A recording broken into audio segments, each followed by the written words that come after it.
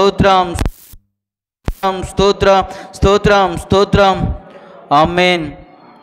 దేవుడు ఆయన బిడ్డలుగా పిలువబడుతున్న మనము, ఆయనకి ఇష్టమైన వారంగా ఉన్న మనము, ఆయన మనల్ని గమనిస్తూ ఉంటాడు. ఎప్పటికప్పుడు నా బిడ్డలు ఎలా ఉన్నారో గమనించరా? నా కొడుకు చిన్నవాడు, 2.5 years. వాడిని చూస్తా, రోజు రోజుకి వాడు ఏమవుతున్నాడు, ఎంత హైట్ పెరుగుతున్నాడు, ఏది అవసరం. హల్లెలూయా. వాడికి పెరగడానికి ఏమేమి కావాలి, వాడిని పెంచడానికి ఏమేమి అవసరమో ఎప్పటికప్పుడు తండ్రిగా నేనేం చేస్తానంటే నా కొడుకుని గమనిస్తూ ఉంటా. అవునా కాదా? మీ బిడ్డల గురించి మీరు ఆలోచిస్తారా? నా కొడుకు కొంచెం హైట్ అవుతున్నాడా లేదా, లావుగా ఉన్నాడా లేదా, అలాగే సన్నగా ఉండిపోయాడా, ఉంటే ఉన్నాడులే అని వదిలేస్తామా? వదలం కదండి. దేవాతి దేవుడు కూడా తన పేరు పెట్టి పిలుచుకున్న జనాన్ని ఆయన ఎప్పుడు విడిచిపెట్టడు. ఎందుకంటే వాళ్ళ కోసం ఆయనే వాళ్ళ పక్షాన యుద్ధం చేస్తాడు.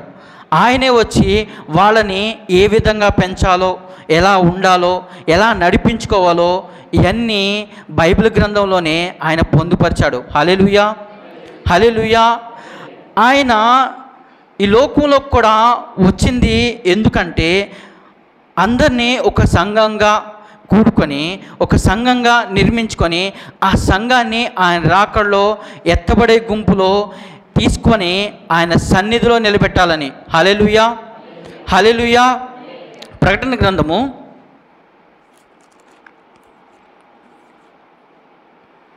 2వ అధ్యాయము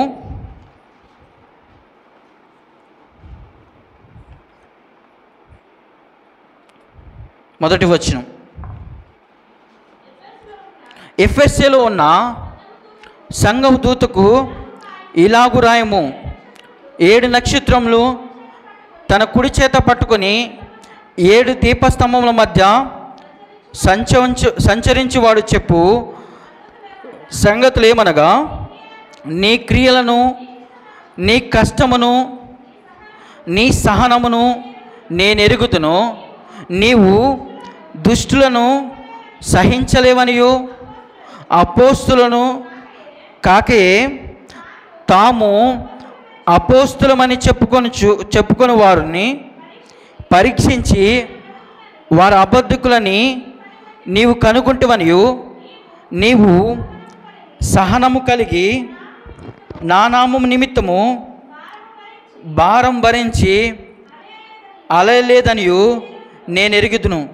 అయినను మొదట నీకుండిన ప్రేమను నీ వదిలితివి. నేను నీ మీద తప్పు ఒకటి. హల్లెలూయా, హల్లెలూయా. ఈ చిన్న వాక్యాన్ని బట్టి మనం ప్రార్థన చేసుకుందామండి. ప్రేమ నమ్మకం గల దేవా, కృప కలిగిన దేవా, మీరు మాతో మాట్లాడిన ప్రభా, ఎఫ్ఎస్సి సంఘం ద్వారా ప్రభా మీరు మాతో మాట్లాడుతున్నారు ప్రభా. ఆ మాటలను బట్టి ప్రభా మా జీవితాల్లో ప్రభా ఎలాంటి పరిస్థితులు గుండా మేము వెళ్తున్నామో ప్రభా, మా ఆత్మీయ స్థితిని కట్టుకోవడానికి ప్రభా, శారీరక స్థితిని విడిచిపెట్టి ప్రభా ఆత్మీయ స్థితిగా మేము నిలబడడానికి ప్రభా నువ్వు ఇచ్చిన భాగ్యాన్ని బట్టి నీకు వందనాలు, స్తోత్రాలు దేవా. నువ్వు గొప్ప దేవుడు దేవా. ఎఫ్ఎస్సి సంఘం ద్వారా ప్రభా మీరు మాతో మాట్లాడండి ప్రభా. నీ చిత్తంలో ప్రభా మమ్మల్ని నడిపించుకోండి దేవా. నీకు వందనాలు, స్తోత్రాలయ్యా. మా ఉద్దేశాలని ప్రభా నువ్వు ఎరిగి ఉన్న దేవుడు దేవా. నీ బిడ్డల పక్షాన నువ్వు మాట్లాడండి ప్రభా. నన్ను మరుగు చేసుకొని నువ్వు మాట్లాడండి ప్రభా. నీ మాటలు ప్రభా ఎంతో మధురమైన ప్రభా, జుంటెదైన దారుల కంటే మధురమైన మాటలు ప్రభా మీరు పలికిస్తున్నందుకు నీకు వందనాలు, స్తోత్రాలు దేవా. నీ బిడ్డల పక్షాన ప్రభా ఆ బిడ్డలని ప్రభా ఏ విధంగా ఎలాంటి ఆహారం అయితే నువ్వు కావాలో ప్రభా, సిద్ధపరచడానికి ఏదైతే కావాలో ప్రభా అయ్యా నువ్వు నడిపించిన విధానాన్ని బట్టి నీకు వందనాలు, స్తోత్రాలు చెల్లిస్తూ సమస్త ఘనత మహిమ ప్రభావాలు మీరు మాత్రం పొందుకోమని యేసు పరిశుద్ధ నామమున వేడుకుంటున్నాం తండ్రి. ఆమేన్, ఆమేన్. హల్లెలూయా, హల్లెలూయా. అయితే ఇక్కడ ఎఫెసీ సంఘం గురించి యోహాను గారు ప్రకటన గ్రంథం ద్వారా మనకు తెలియజేస్తున్నాడు. ఎఫెసీ సంఘం చాలా ప్రాముఖ్యమైన సంఘం. ఎందుకంటే ఎఫెసీ సంఘం అంటే పరిశుద్ధులు ఉంటారు. ఎఫెసీ సంఘంలో ఉన్నవాళ్ళు ఎలాంటి వాళ్ళంటే వాళ్ళు వాక్యాన్ని వినడమే కాకుండా వాక్యం చెప్పే వ్యక్తి ఎవరైతే ఉన్నారో ఆ వ్యక్తిని కూడా గ్రహిస్తారు. ఆ వ్యక్తి చెప్పేది కరెక్టా కాదా, ఆ వాక్యము కరెక్టా కాదా, అతను తప్పు పలుకుతున్నాడా, ఎలా నడిపిస్తున్నాడు, ఎలా నడిపించబడుతున్నాడు అనేది కూడా వాళ్ళు గ్రహించేవాళ్ళంట. ఎవరు? ఎఫెసీ సంఘంలో ఉన్నవాళ్ళు. ఎఫెసీ సంఘాన్ని దేవుడు ఒక ప్రత్యేకపరిచాడు. ఎందుకు ప్రత్యేకపరిచాడంటే ఆయన ఎత్తబడే సంఘంలో 7 సంఘాల గురించి మనం ప్రకటన గ్రంథంలో చాలాసార్లు మనం చదివాం. కానీ మరి ముఖ్యంగా ప్రత్యేకంగా ఉన్న సంఘం ఏంటంటే ఎఫెసీ సంఘం. ఈ ఎఫెసీ సంఘంలో పౌలు గారు సువార్త పరిచర్య చేశాడు. పౌలు గారు సువార్త పరిచర్య చేసినప్పుడు అంతకన్నా ముందు ఎవరు సువార్త చేశారంటే అకుల ప్రిస్కిల్లా సువార్త చేస్తున్నప్పుడు పౌలు గారు యవనస్తుడిగా ఉండి అక్కడ సువార్త ప్రకటించడానికి వెళ్ళాడు. ప్రకటించడానికి వెళ్ళినప్పుడు ఎఫెసీ సంఘం అంతా ఆత్మీయంగా కట్టబడింది. కానీ ఎక్కడో చిన్న చిన్న లోపాలు కనిపిస్తూ ఉన్నాయి. ఎక్కడో ఆ సంఘంలో చిన్న చిన్న లోట్లు కనిపిస్తూ ఉన్నాయి. భక్తిగా ఉన్నట్టు కనిపిస్తున్నారు కానీ భక్తిని వాళ్ళు శక్తిని ఆశ్రయించలేకపోతున్నారు. వాళ్ళు భక్తిగా ఉన్నట్టు కనిపిస్తున్నారు కానీ భక్తిలో ఉన్న శక్తిని ఆశ్రయించలేకపోతున్నారు కాబట్టి పౌలు గారు ఏం చేసేవాళ్ళంటే ఎప్పటికప్పుడు శక్తిని ఆశ్రయించాలి. ఎందుకంటే భక్తి మనల్ని శక్తిమంతులుగా చేస్తుంది. భక్తి మనల్ని శక్తిమంతులుగా చేస్తుంది. మన భక్తి మనం శక్తిమంతులుగా చేయలేదంటే కారణం ఏంటో తెలుసా? మనం సరైన భక్తి చేయట్లా. మన భక్తి సరైన విధంగా లేదు. ఆయన పౌలు గారు కూడా ఆ సంఘానికి మరి ముఖ్యంగా ప్రార్థన విషయంలో కానీ వాక్యం విషయంలో కానీ ప్రతి విషయంలోనూ వాళ్ళు స్పష్టంగా వాళ్ళకి ఒక విధంగా ఏ విధంగా నడవాలో, దేవునిలో ఏ విధంగా నడవాలో, దేవుని సన్నిధిలో ఎలా మెలగాలో, దేవుని సన్నిధిలో ఏ విధంగా ఆయనకి ఇష్టమైన వారంగా ఉండాలో అని వాళ్ళు ఎప్పటికప్పుడు పౌలు గారు ఏం చేసేవాడంటే సంఘాన్ని సరిచేస్తూ వచ్చేవాడు. సంఘం దేవుళ్ళు మంచిగా ఉందా అంటే మంచిగా లేదని కాదు, బాగానే ఉంది. సంఘం ఎలా ఉందంటే ఇతరులకి ఏలెత్తి చూపిస్తుంది కానీ తనలో ఉన్న లోపాలను మాత్రం సరిచేసుకోలేకపోతుంది. సరిచేసుకోలేకపోతుంది కాబట్టి సరి చేసుకోవాలని ఆయన ఏం చేశాడంటే ఒక విధమైన ప్రార్థన ఆ సంఘానికి నేర్పిస్తూ వచ్చాడు. ఒక విధమైన బోధలో వాళ్ళని నడిపిస్తూ వచ్చాడు. క్రీస్తు బోధలో వాళ్ళని ఏ విధంగా బలవంతులు చేయాలో ఆయన నేర్పించుకుంటూ వచ్చాడు. హల్లెలూయా, హల్లెలూయా, హల్లెలూయా. ఇక్కడ ఎఫెసీ సంఘం గురించి దేవాతి దేవుడు యోహాను గారికి ఏం చెప్తున్నా అంటే క్రియలు బాగానే ఉన్నాయి, నువ్వు కష్టపడుతున్న కష్టం బాగానే ఉంది, నువ్వు ఏదైతే సహనం కలిగి సహవాసంలో ఉన్నావో ఆ సహవాసం అంతా బాగానే ఉంది. కానీ నీ మీద అంతకు ముందున్న ప్రేమ కొంచెం తగ్గింది. అంతకు ముందున్న ప్రేమ, అంతకు ముందున్న భక్తి, అంతకు ముందున్న శక్తి ఆశ్రయించడంలో కొంచెం తగ్గింది. ఎందుకు తగ్గింది అని ఒక్కసారి మనము ఆ ఎఫెసీ సంఘాన్ని అడిగితే వాళ్ళు ఏమంటారంటే మేము వెళ్తూ ఉన్నప్పుడు కొంతమంది మనుషులను చూస్తూ ఉంటాం కదా, వాళ్ళు నడిచే నడకలు చూస్తూ ఉంటాం కదా, వాళ్ళు ఉన్న ప్రవర్తన చూస్తూ ఉంటాం కదా, వాళ్ళ ప్రవర్తన బట్టి మాకు కూడా సన్నగిల్లిపోతూ ఉంటాం. అవునా కదా? కొంతమంది సన్నగిల్లిపోవడానికి కారణం ఏంటి? నడుస్తూనే ఉంటారు, దేవుళ్ళు నడుస్తూనే ఉంటారు, భక్తులు నడుస్తూనే ఉంటారు, మనుషులను చూస్తూ ఉంటారు. అవునా కదా? మనుషులను చూస్తూ ఉంటారు, దేవుళ్ళు వెళ్తూనే ఉంటారు, పక్కకు తిరిగి చూస్తూ ఉంటారు. పేతురు గారిని నీళ్ళ మీద నడవమని యేసుక్రీస్తు ప్రభువారు అని అంటే పేతురు గారు నడుస్తూ ఉండగా సడన్గా ఏం చేశారు? పక్కకు చూశాడు. పక్కకు చూసినప్పుడు వాళ్ళు ఏం చేశారంటే పడిపోయే స్థితికి వెళ్ళిపోయారు. పేతురు గారు పడిపోయే స్థితికి వెళ్ళిపోయారు. సంఘం ఎప్పుడు క్రీస్తు వైపు చూడాలి. ఆయన వాక్యం వైపు చూడాలి. హల్లెలూయా, హల్లెలూయా. ఎందుకంటే ఆయన మనం ఏదైతే అడుగుతున్నామో, ఏదైతే ప్రార్థన చేస్తున్నామో, ఏదైతే భక్తి జీవితం చేస్తున్నామో, ఆయన ఏం చేస్తాడంటే అడిగిన వాటికంటే అత్యధికంగా దయచేస్తాడు. అవునా కదా? మన దేవుడు అడిగిన వాటికంటే అత్యధికంగా దయచేస్తాడు. ఎఫెసీ గ్రంథము, ఎఫెసీలకు రాసిన పత్రిక 3వ అధ్యాయము 21వ వచనం.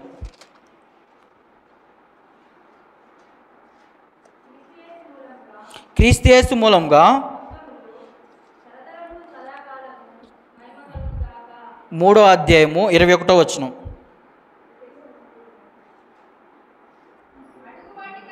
అడుగు వాటికంటేను ఊహించు వాటికంటేను అత్యధికంగా చేయ శక్తిగల దేవునికి క్రీస్తు యేసు మూలంగా సంఘంలో తరతరములు సదాకాలము ఆమేన్.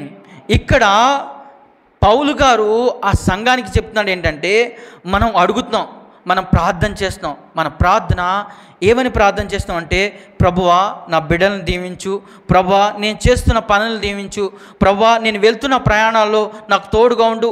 ఇవన్నీ నువ్వు అడుగుతున్నావు. కానీ మన ప్రభువు అడిగిన దానికంటే, మన ప్రభువు అడిగిన వాటికంటే అత్యధికంగా చేస్తాడంట. మన ప్రభువు అడిగిన దానికంటే అత్యధికమైనది చేస్తాడు. చేస్తాడా లేదా? చేస్తాడా? విశ్వసిస్తున్నామా? లేదండి, మా ప్రభువు చేయడు. అలాంటి విశ్వాసం లేదు. ఉన్నామా? అలాంటి విశ్వాసం ఉందా? అలాంటి విశ్వాసం ఉంటే అలాంటి విశ్వాసం మనలో నుంచి పోను గాక. దేవుడు మనకి అడిగిన దానికంటే అత్యధికంగా దయచేస్తాడు. దయచేయాలంటే మనము శక్తిమంతులుగా అవ్వాలి. పౌలు గారు సువార్త పరిచర్య చేసేటప్పుడు కూడా ఆయన సంఘాన్ని పర్టికులర్గా చూసినప్పుడు, సంఘంలో మనుషులను చూసినప్పుడు వాళ్ళ భక్తిలో కొన్ని లోపాలు కనిపిస్తూ ఉండేవి. ఎందుకంటే వాళ్ళు ఆ శక్తిని ఆశ్రయించలేకపోవడం, దేవుడిచ్చే ఐశ్వర్యాన్ని, దేవుడిచ్చే మహిమని పొందుకోలేకపోవడం. అందుకనే ఇక్కడ ఏం చెప్తున్నా అంటే, అడుగు వాటికంటేను ఆయన అత్యధికంగా దయచేస్తాడు. అడుగు వాటికంటేను ఊహించు వాటికంటేను అత్యధికంగా దయచేస్తాడు. మనం ఊహిస్తాం, మనం దేవుణ్ణి ఇది అడుగుతున్నాం కదా అనుకున్నప్పుడు ఇమీడియట్గా మనం ఏమనుకుంటామంటే, ఇస్తాడో ఇవ్వడో, జరిగిద్దో జరగదో. అవునా కదా?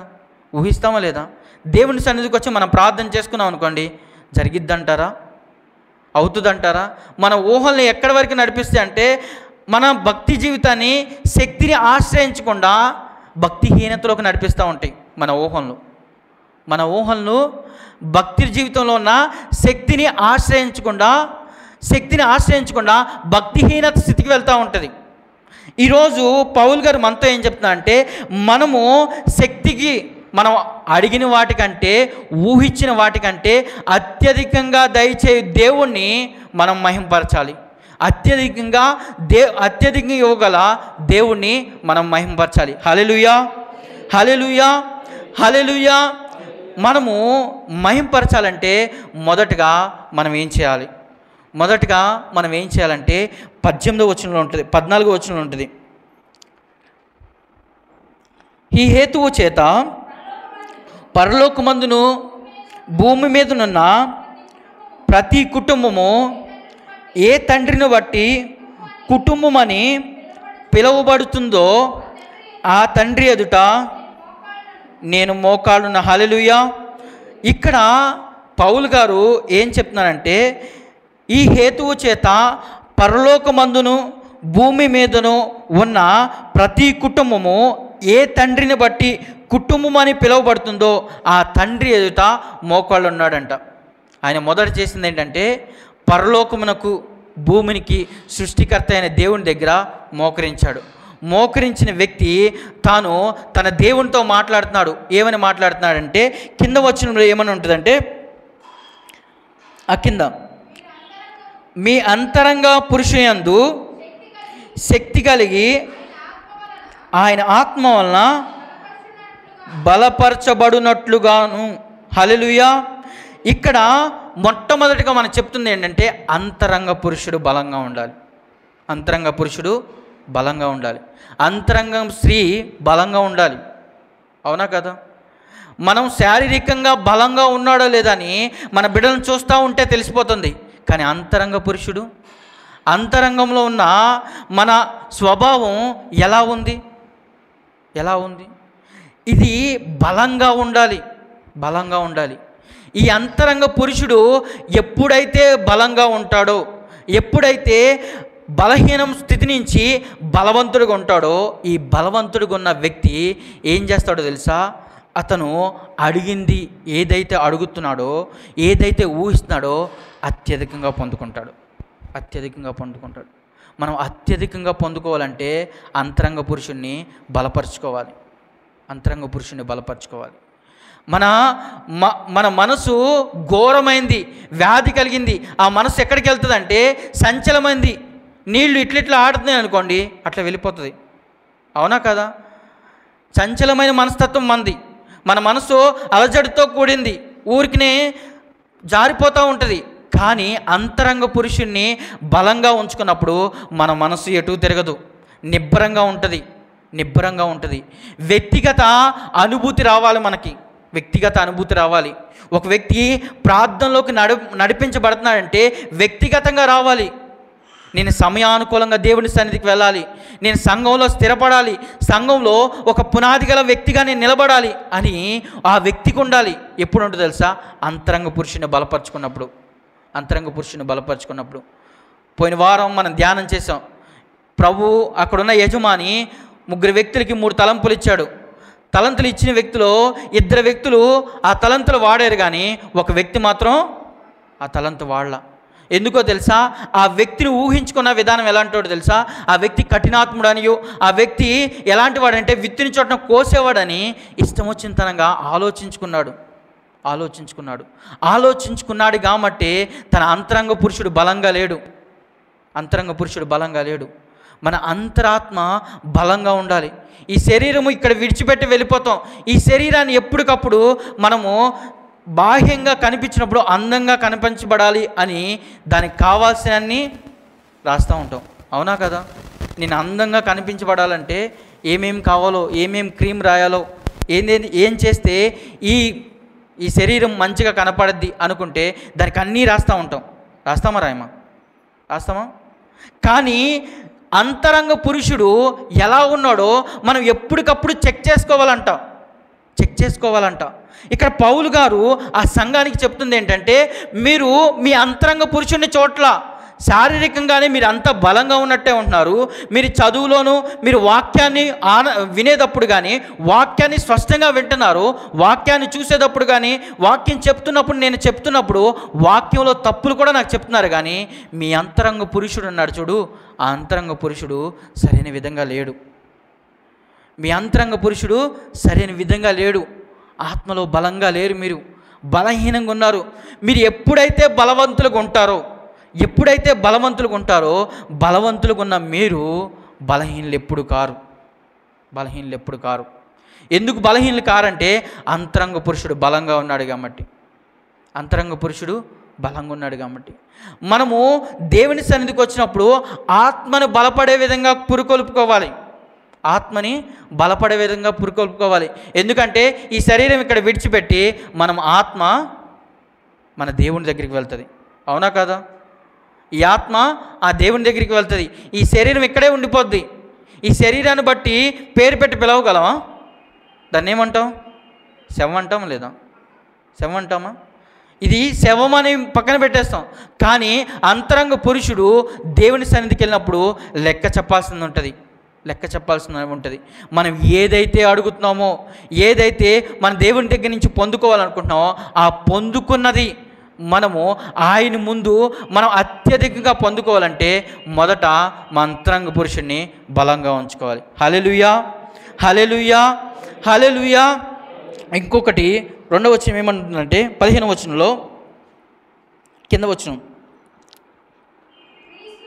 క్రీస్తు మీ హృదయాల్లో నివసించినట్లుగాను తన మహిమైశ్వర్యం చొప్పున